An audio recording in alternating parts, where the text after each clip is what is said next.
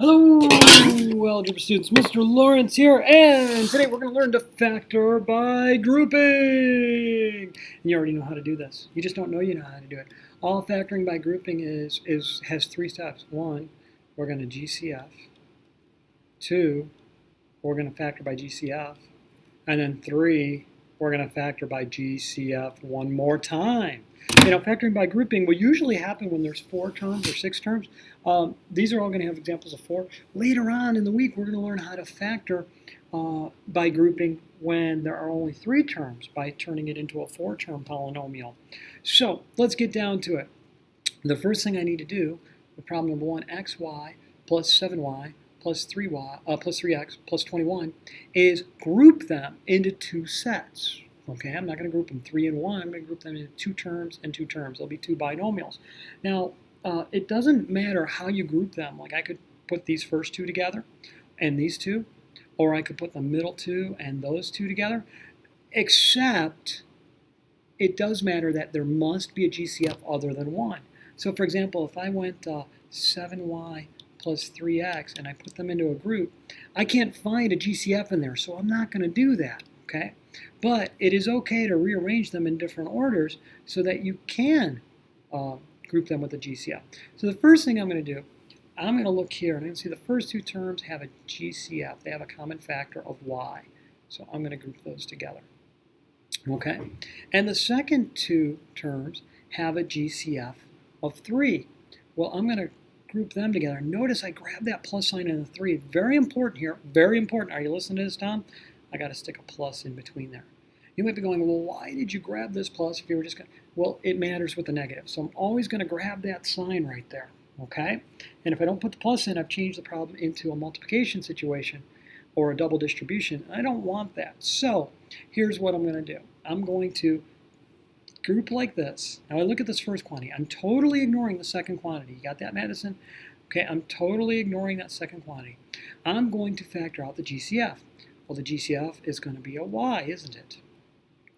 So I'm going to factor out a y times the quantity of x plus 7.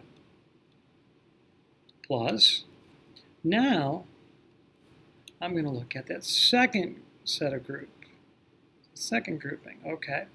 And it looks like the GCF there is a 3, so I'm going to divide by 3 here. I'm going to divide by 3 here. So I have a 3 times the quantity of x plus 7. Now, not unlike problems we were doing in class, I have 2 factors here and here. Let me highlight them. See, my first factor is a y, and my second factor is an x plus 7. Then on the other side of the plus sign, I have a 3, and then I have an x plus 7. Ooh, I have a common factor, don't I? Yeah, I have an x plus 7. So I'm going to factor out the x plus 7. Now remember, when I do that, that GCF ends up out front.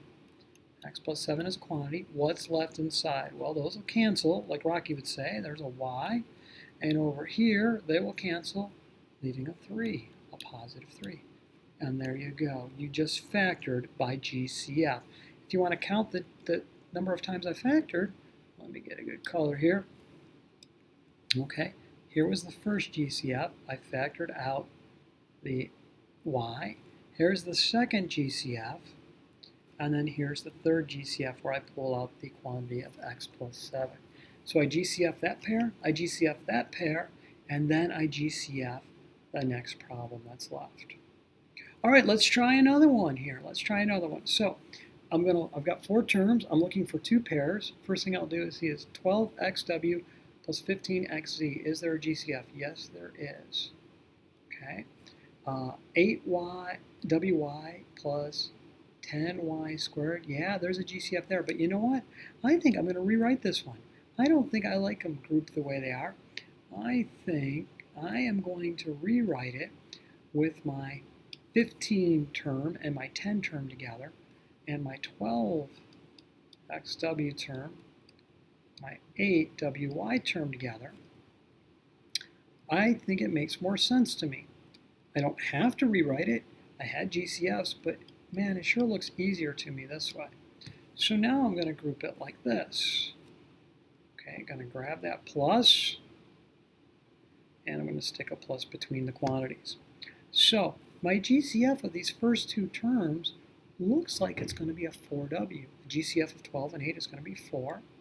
And of the variables, it's going to be a W that they have in common. So a 4W. So I'll pull a 4W out,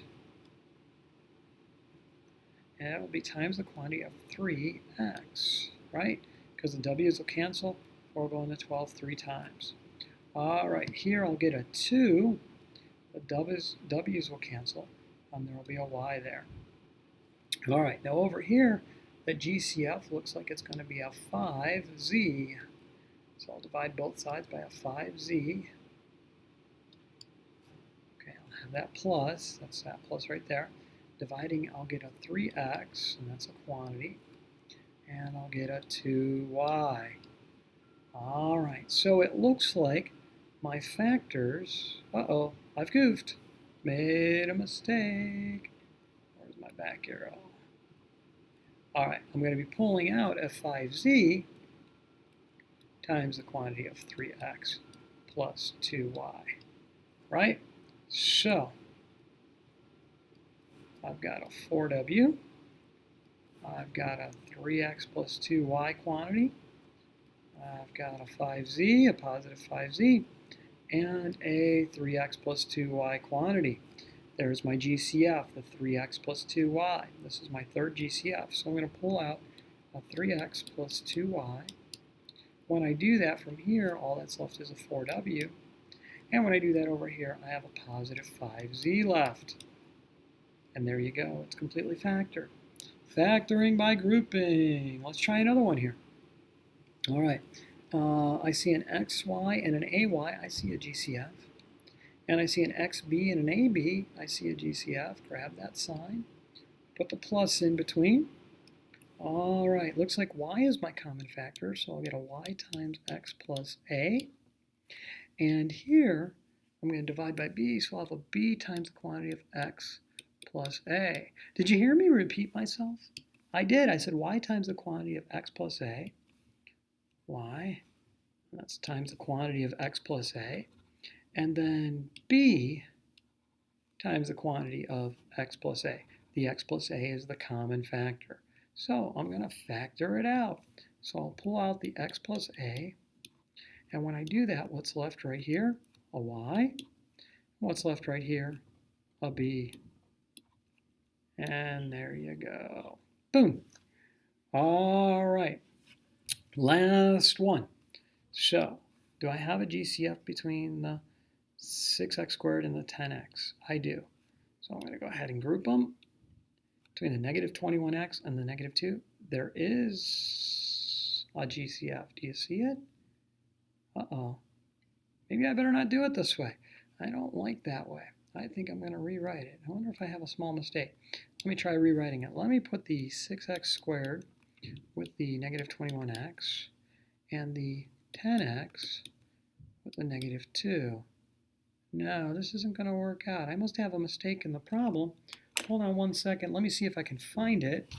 Because if I can't, negative 35. That is my problem. There we go.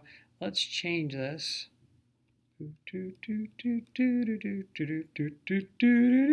Sorry, to a negative 35. I think that'll be a little bit better.